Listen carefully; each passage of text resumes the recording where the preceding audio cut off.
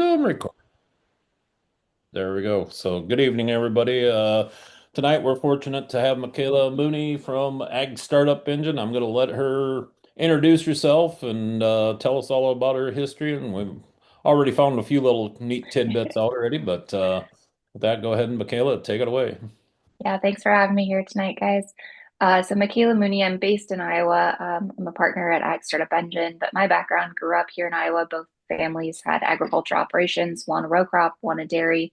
So I was always very interested in food and agriculture. While at Iowa State, I started a food tech startup. So we built solar food dehydrators, did a lot of work internationally with smallholder farmers. We built and scaled that company and had product in over 50 countries. So I was running it for about 6 years, and then COVID hit. And unfortunately, with travel restrictions and lockdowns, we wound down US operations, handed everything off to local partners. And that's when I transitioned into ventures, spent a couple of years at a generalist fund, but really wanted to get back to food and agriculture. So joined Ag Startup Engine about 3 years ago to help raise our third fund. So very similarly to Ag Ventures Alliance, we're an early stage ag tech investor, investing across the value chain. All of our capital comes from the industry. So it's all farmers, producers, family owned ag companies, groups like yourselves who are very interested in not just writing a check, but really getting to help founders move their technology forward, whether it's through mentorship, trialing, first customer, that type of thing. So there's four of us that run Ag Startup Engine. And then we've got about 50 or so portfolio companies. There is a lot of overlap with Ag Ventures Alliance. We like to co-invest together a lot. Um, but one of the things that we're doing this year, we typically will do an annual event. But last year, after we wrapped ours up, we had done what we call our annual Ag Unconference plus a field day. Spencer was like, hey, let's partner on some of these things so we're not duplicating work. So we've split everything into kind of two segments.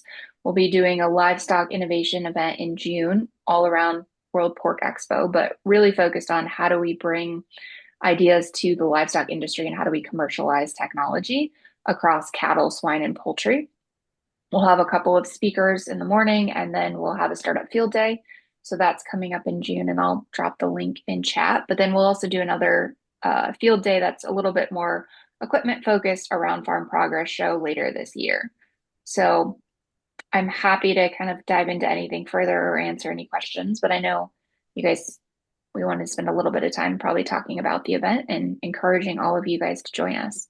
Yeah, would you care to elaborate, or are you allowed to elaborate on the Yeah, companies that are coming? And then you mentioned your speakers. Would you go ahead and share a little bit? yes. You should be able to share a screen if you want, if you have like the itinerary or something. I can pull this up. Yeah, I'll walk through this. It's not. Like I said, I'm planning on going down. If anybody wants to ride with, I'll have to be on a call for part of it. No worries. Um, yes. So the event doesn't start super early. So if you're flying in, you should have no problem getting to the event. We'll open at 10:30. Speakers will start at 11. The opening keynote we are still finalizing, but I think we're going to actually have someone from PIC talk about, how they brought the PRRS resistant pig to market and kind of how they think about innovation. Then we're going to be doing a producer panel where we will have representation from Smithfield. We'll have representation from Gallus Cap, and they produce all the poultry for Costco's chicken. And I am finalizing my cattle producer, but it's likely to be a feedlot producer kind of here in the Midwest. And then that'll be moderated by Carrie Ann from Vitelli. So we'll have a founder kind of moderating the producer panel. Then we'll have lunch, and over lunch, we'll have a fireside chat with Brad Frecking from New Fashion Pork. He's got his hands in a whole bunch of things besides pork, and so just kind of dive into his story and hear a little bit about how they think about vertical integration, expansion, what that looks like.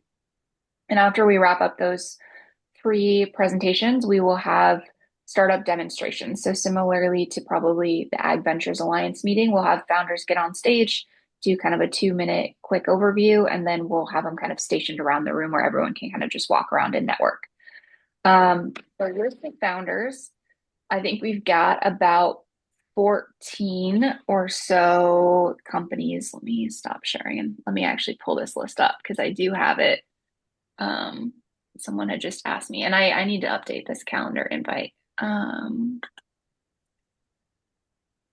We will have Size Me, Performance Livestock Analytics, Jet, Virility, and Genesis, Genvax, Vitelli, Repo Health, Stock Cropper, Distinct, Poultry Patrol, Barnwell Bio, and Darrow. There might be a few more who decide they want to join, but it's looking like it should be a really great group from cattle, poultry, and swine. I'm looking forward to it, and I recognize several of the companies we share. I was gonna say, yeah, Uh, it's a mix of our portfolio. So like I said, I'm Repro Health. I got to reach out to them, so now I know he's going to be there. I'll be able to touch base with him there. And that yes. little background with the World Pork Expo being on site. Can you? I don't want to put you on the spot on that with details No, about the World Pork Expo, but for people that are going to watch this later, it might help give a little context to why that date. yeah, so the World Pork Expo is kind of like, I don't know, the biggest event in swine, I would say. You've got a great representation from the animal health companies, the feed companies, a lot of producers. I went for the first time 2 years ago, and I would equate it to kind of a underlooked version of the state fair, where you buy a $10 ticket, all the food and alcohol is included in that ticket, and just a really great group of people where you walk around, you get to chat with everyone all about livestock production and eat a lot of really great pork. So if you've never been, it's definitely worth coming just for a day to check it out. There's a ton of like hand out a ton of free samples of things. It's interesting to kind of see what some of the big players in the industry are thinking about in terms of swine, whether it's, the hog slats that are producing the barns or providing some of the equipment in the barns, or whether it's Merck thinking about vaccines, animal health. It's just a really really great event for anyone interested in learning more about swine. And a lot of startups will be there and have like booths set up so you can kind of walk around and see some of the new technology as well.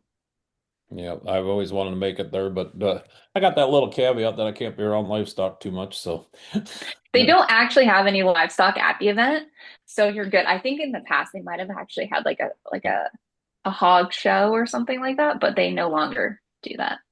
that's like all the Farm Progress showing that I used to go to that, but I've got to the point I don't even try to go to that events. That's why Sure. I'm glad to hear the event that you're gonna be hosting there. Do you have any details on that so people get that on their calendar already? For Farm Progress Show, Yes, it'll that's be the day August before. 31st. Yeah, so we're gonna do it the day before. I think it's gonna be a Monday. I think that's a Monday. Um, we are partnering, us and Ag Ventures Alliance are kind of facilitating a lot of the field day, but working with the Digital Ag and Cultivation Corridor in Ames and Des Moines to help put on this event. So I think what it's going to look like is there will be some tours in the morning. So you'll get to kind of choose your options, and those might look like visiting the Student Innovation Center on campus, seeing what the engineering departments have got going on, Kent Feed Mill, the agrivoltaic site, which is an Alliant Energy and Iowa State research facility. They've got a whole list of kind of tour stops that you could kind of go see, learn some. There'll be short programs. We'll hand out our awards. There might be some announcements. I think John Deere's got some announcements that they're working on. And then the afternoon will be, think of all your automation robotics startups. We'll be doing a field day it'll be one of the fields kind of in and around the research park area that the Digital Ags group has access to. Um, but I That'll imagine we'll be have an kind of another that'll, 15 or 20 startups that'll be there demoing as well. that'll be in Ames general area That will be in Ames. Yes. for the people traveling that. Brian, I don't know if are you done in the fields by Farm Progress Showtime or just getting busy? Uh, it kind of depends on the weather. You know, Mother Nature kind of depicts where we're at. So we could have a late river and start over, or we could be completely done. We're pretty much done right now, but we're on the verge of maybe having a river event, maybe not. We're just right at the teeter point. So And by river event, you mean flooding, I assume? yes, sir. Yes, sir. the Mississippi's getting up there down your way, or what's the The, status? the well, the Mississippi's up, but we farm just south of the Mississippi and Ohio confluence. So as long as one's up and the other's not, we're usually pretty good. But so the Ohio's down and the Mississippi's up pretty good. But who knows what the rain's going to do? It's going to be one of those years. I got the feeling. So, how about you, Reed? Are you in a spot where you can respond to a question quick? I know I got a friend out in North Carolina that comes to the Farm Progress Show. Don't know if that's something you've ever done. I've never done that before. I've been to uh, World Dairy Expo and the Tulare Farm Show, but I've never been to the Farm Progress Show. Well, let us know if you're coming. We'll get you an invite to the August 31st meeting and that. So, and like I said, if you're into livestock and that, and you want to join for the June 2nd, just get in touch with me. And Okay. I think Mikayla put the invite on there. Just register there, and I'm Yeah, kind of looking forward to it. we're So trying to fill the room with good folks who are producers who are going to ask great questions and just fun conversations. So it should be really good. I'm trying to the board up at Kelmer Dairy up there. They met with Genesis and Seisme, and they Yeah, were excited to hear about this event. So hopefully we get some dairymen great. from there coming down, and kind of looking forward to seeing this one happen. And I'm looking forward already to August. Hopefully things will slow down a little by then. I feel like we always talk about things slow down and they slow down for like a week and then it's right back at it. There's no Well, slow periods. yeah, Or they slow down when you don't think they're going to slow down. And Yeah. I've agreed to way too much this summer already, and I'm like, oh boy, oh boy, oh boy, this is going to be wild. I got Mhm. a group of Australians coming in August or July, and then I got the Farm Journal event in August, and I think there's one in September happening already, and it's just like I swore off doing some of that stuff. But any questions from you, Drew? What's your thoughts thinking after hearing some of this, or yeah, Farm Progress has been on my list of to dos this year, so I'll try to make it out there a day early. You said this event is the day before? Yes. Yep.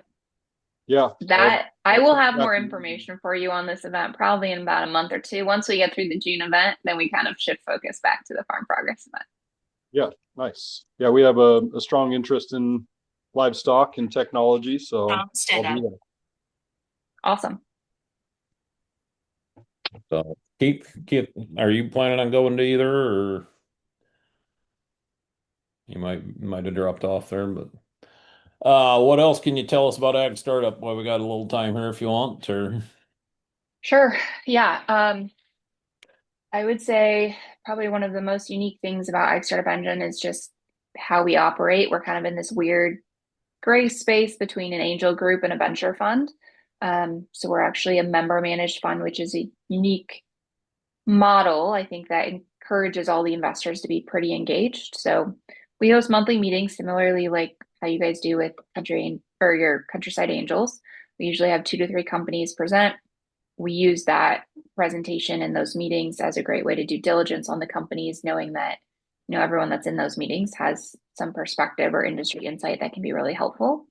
And then we put together a memo, send it out, and it's a simple majority vote to get an investment across the finish line. So the back office kind of functions like a traditional fund model, but the investors are ultimately the ones making the decision. So it's a great way to have engaged investors.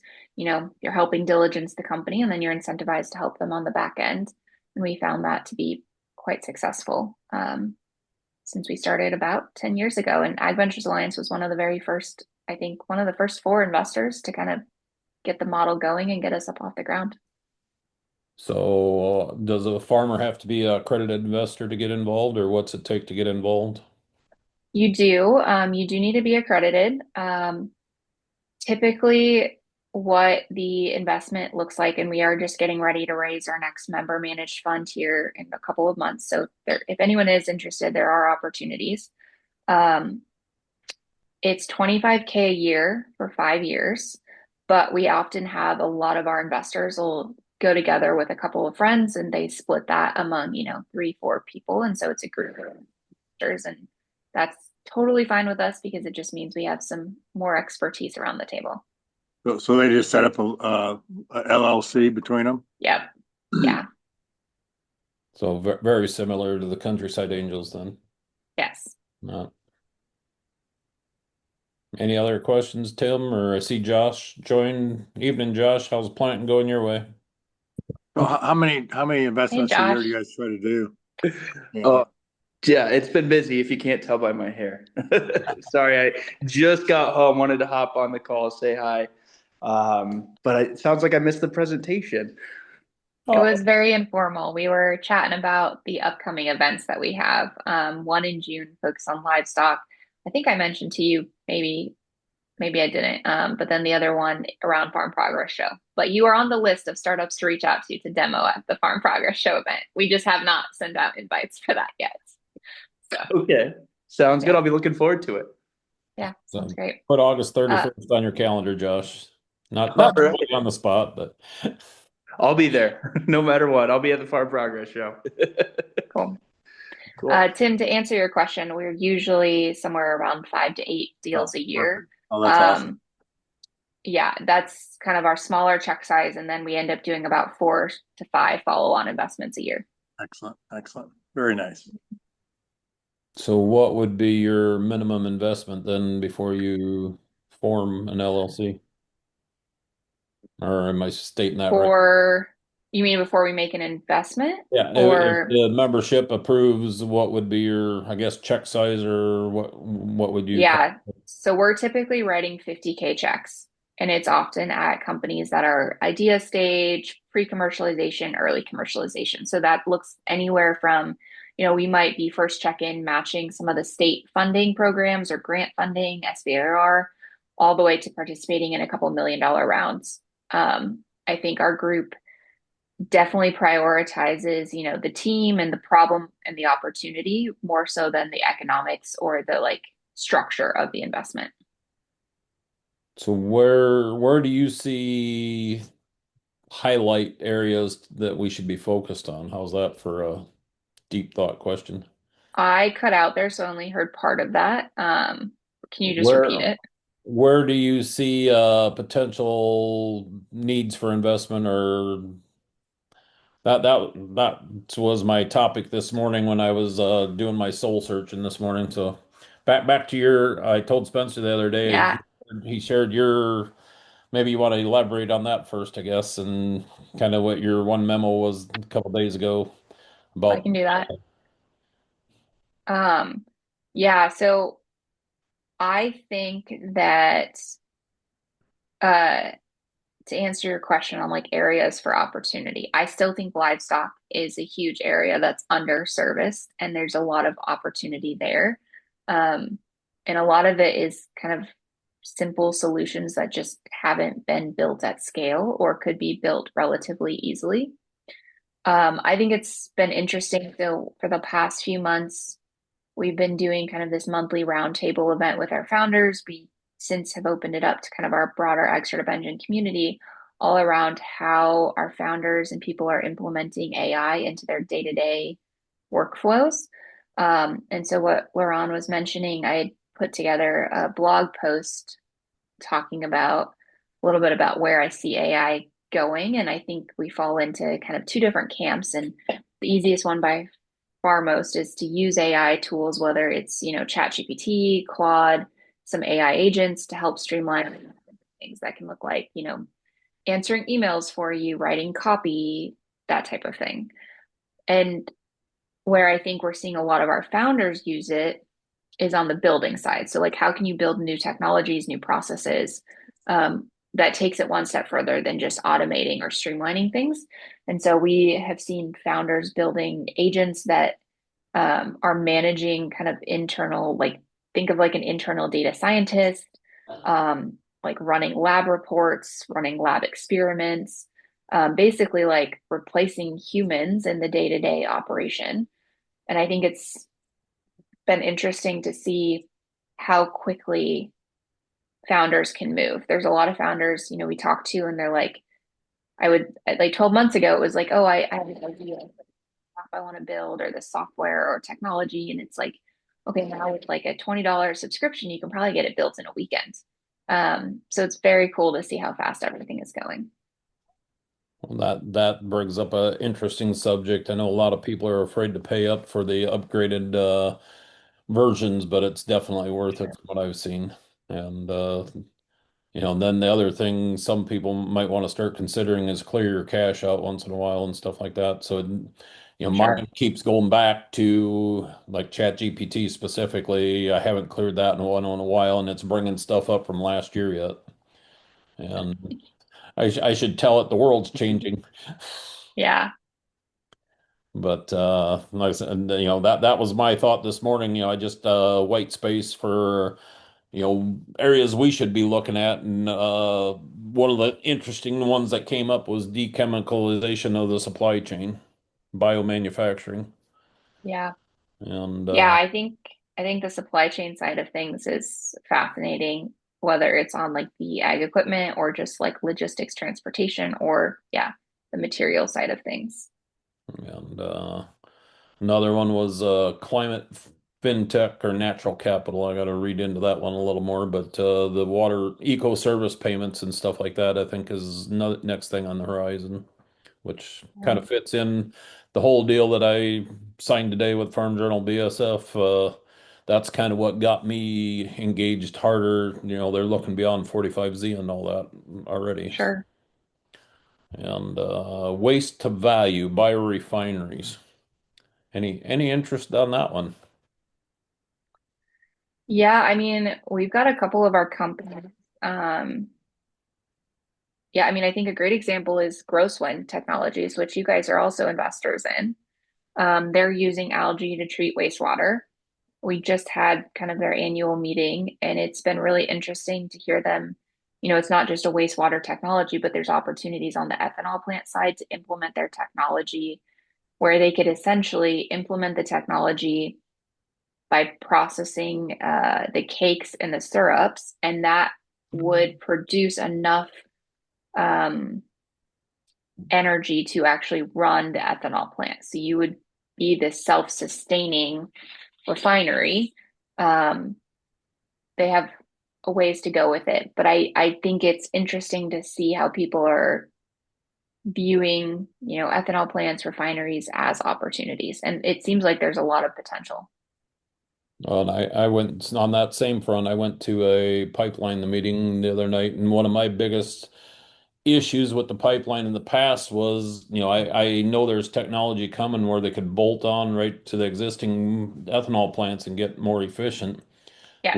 What I never stopped and thought about, and that's why I tell everybody I'm kind of glad I stop and think once in a while, because one of the key things the pipeline's going to offer, if they get this in place, is a consistent supply to actually supply the co-located plants. Because if you co-locate a plant to an ethanol, well, when they shut the ethanol plant down, you'd have to shut down the co-located plant. Where if we get the Sure. pipeline, you actually create that consistent pipeline and stuff like that. And like I said, it's them intricate little details that I advise a lot of people, and just take your time and look for all the details before you start making assumptions on that. And we're all guilty of it, but that's one instance I was very glad. And then another one that came up was nutrient density and food as medicine, and I've been beating that drum since 2000, at least Yeah. let's put it at least 15 years. We've been trying to figure that out, and it's neat to see that come to the forefront. Anything you see on the horizon on that side of the I mean, I personally am a big believer of food as medicine.